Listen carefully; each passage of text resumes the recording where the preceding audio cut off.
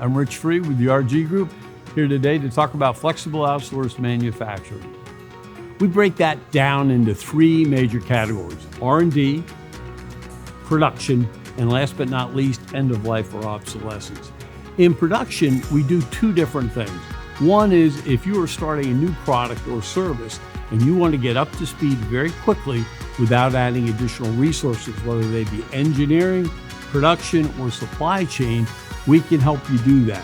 The other side of it is if you have a current production need that is very cyclical, in other words, it goes up and down with demand, you may say, I can't keep up with it, or I have not enough demand and I want to outsource that to someone else. Our flexible outsourced manufacturing helps in both of those situations because we can flex with you.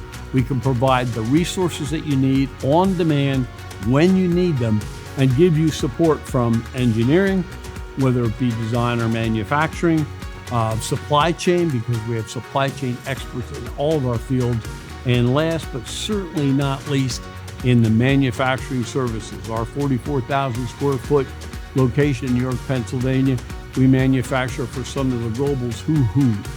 And I'd like to tell you more about that if you're interested. Once again, thanks very much.